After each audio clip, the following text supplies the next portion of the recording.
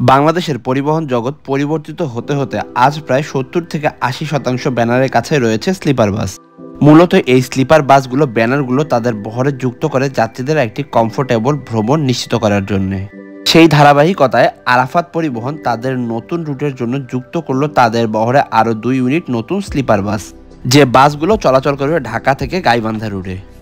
এই নতুন বাস দুটির সকল খুঁটিনাটি বিষয় তুলে ধরব আজ আপনাদের সামনে, আর পুরো ভিডিও জুড়ে আপনাদের সাথে রয়েছে আমি ধ্রুব। সুস্বাগতম সবাইকে, যে যেখান থেকে আমার আজকের এই ভিডিওটি দেখছেন সবাইকে সুস্বাগতম জানিয়ে শুরু করছে আরও একটি নতুন ভিডিও।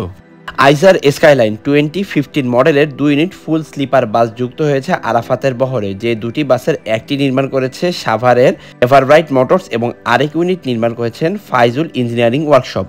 আরাফাত পরিবহন গত রোজার ঈদেও তাদের বহরে যুক্ত করে 4 ইউনিট প্যাকেট বাস, যার মধ্যে 2 ইউনিট সিটার বাস এবং 2 ইউনিট স্লিপার বাস। যে বাসগুলো ডেডিকেটেড ভিডিও রয়েছে আমার এই চ্যানেলে, আমি সেই লিঙ্কগুলো ডেসক্রিপশন বক্সে দিয়ে দেবো। এই বাসগুলোতে লাক্সানা SR3 এর যে বাসের মডেলটি হয় সেই মডেলগুলোই অ্যাপ্লাই করা হয়েছে দুটো বাসেই। লাক্সানা SR3 এর যে অরিজিনাল হেডলাইটগুলো হয় সেগুলো ইউজ করা হয়েছে এই বাসে। এছাড়াও সামনের দিকে 3টি ফগ লাইটও ইউজ করা হয়েছে। আগের স্লিপার বাসগুলোতে যে ফগ লাইটগুলো ছিল সেগুলো ছিল স্কোয়ার শেপের, তবে এইবারের যে ফগ লাইটগুলো সেগুলো রেক্ট্যাঙ্গেল শেপের। যাত্রীদের কমফোর্টেবল ভ্রমণের জন্য এই বাসের সামনের চাকায় রয়েছে ওয়াভেলার সাসপেনশন এবং পেছনের চাকায় রয়েছে এয়ার সাসপেনশন বেলুন। এই সাসপেনশনগুলো রাস্তার ঝাঁকি অ্যাবজর্ব করে নেবে, যার কারণে ঝাঁকিগুলো বাসের বডিতে তেমন ফিল হবে না। তাই যাত্রীরা খুব আরামের সহিত ঘুমিয়ে ভ্রমণ করতে পারবে এই বাসগুলোতে। আরামদায়ক ভ্রমণের পাশাপাশি যাত্রীরা বাসের গতিও কিছুটা পছন্দ করেন তাদের গন্তব্যে দ্রুত পৌঁছানোর জন্য। আইসারের এই বাসগুলো ঘন্টায় 180 কিলোমিটার গতি উৎপাদনের সাথে সাথে 2500 RPM শক্তিরও অধিকারী হয়ে থাকে। যেহেতু বর্তমানে আষাঢ় মাস, তাই বাংলাদেশের যে কোনো জায়গাতেই বর্তমানে বৃষ্টি হচ্ছে। এই বৃষ্টির দিনে ড্রাইভারদেরকে অনেক সচেতন এবং সেফটির দিক চিন্তা রেখেই ড্রাইভ করতে হয়। সেফটির কথা বলতে গেলে যেই বাসের ব্রেকিং সিস্টেম যতটুকু মজবুত, সেই বাসের সেফটিও ততটুকুই মজবুত বলা যেতে পারে।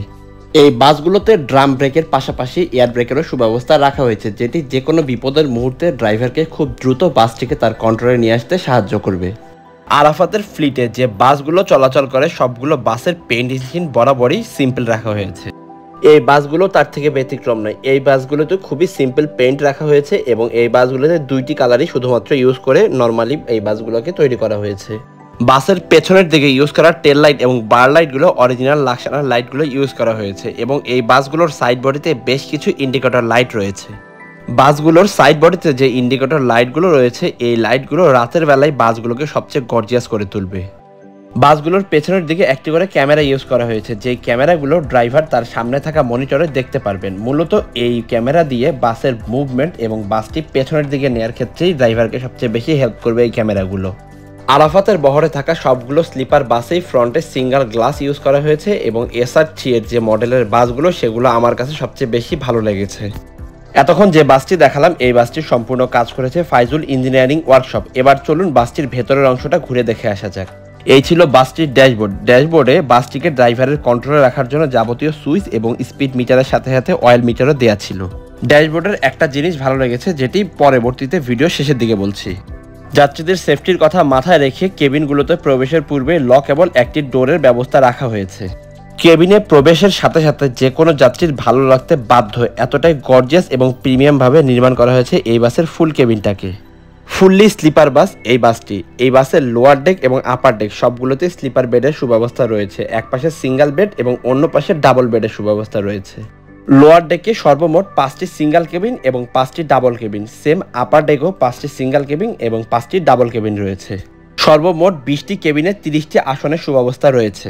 বাসের লোয়ার ডেকের চলাচলের রাস্তাটাতে নিচের দিকে গ্রিন কালারের LED চেইন লাইট ইউজের পাশাপাশি উপরের দিকে হোয়াইট কালারের LED চেইন লাইট ইউজ করা হয়েছে।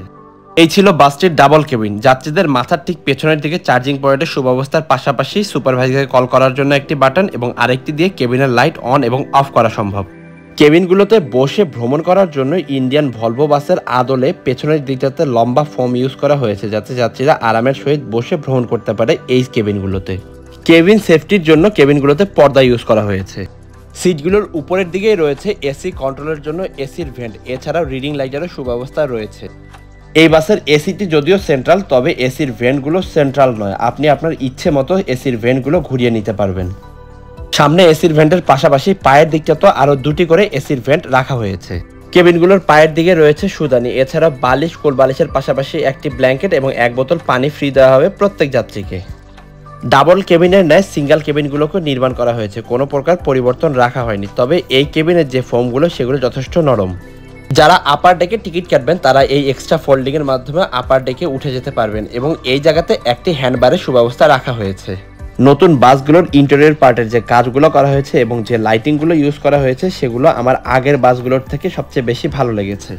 এই বাসের ড্যাশবোর্ডে বেশ ভালোই পরিবর্তন রাখা হয়েছে। আগের যে স্লিপার বাসগুলো ছিল সেই জায়গাতে ড্যাশবোর্ডটি এতটাই কনজাস্টেডভাবে নির্মাণ করা হয়েছিল যে ড্রাইভারদের বসতে এবং স্টিয়ারিং চালাতেও বেশ কষ্ট হতো।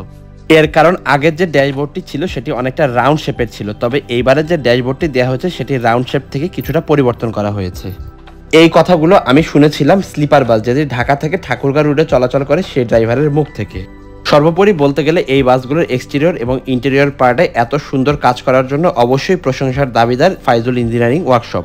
পরিশেষে ধন্যবাদ দিতে চাই এই বাস কোম্পানির এমডি সাহেব জনাব আনিসুর রহমান শিল্পী ভাইকে, এছাড়াও শ্যামলী ব্রাঞ্চ ম্যানেজার তানভীর ভাইকে এবং এই বাসের স্টাফ শামীমকে, যারা আমাকে এই সম্পূর্ণ ভিডিওটি ধারণ করতে সহায়তা করেছে। আরাফাত পরিবহন এই 2 ইউনিট নতুন বাস দিয়ে গাইবান্ধাবাসীকে খুব ভালো মানের একটি যাত্রী সেবা দেবে, এই আশায় আজ এখানেই শেষ করছি। ভ্রমণ এবং বাস রিলেটেড যে কোনো ইনফরমেশনের জন্য আমার এই চ্যানেলটিকে সাবস্ক্রাইব করে পাশে থাকার অনুরোধ রইল, যেন আমার আপ করা ভিডিও সবার আগে পৌঁছে যায় আপনার কাছে। আবারও দেখা হচ্ছে নতুন কোনো ইনফরমেশন অথবা ব্লগ ভিডিও নিয়ে। ততক্ষণ পর্যন্ত সবাই ভালো থাকবেন, সুস্থ থাকবেন। শুভ বিদায়।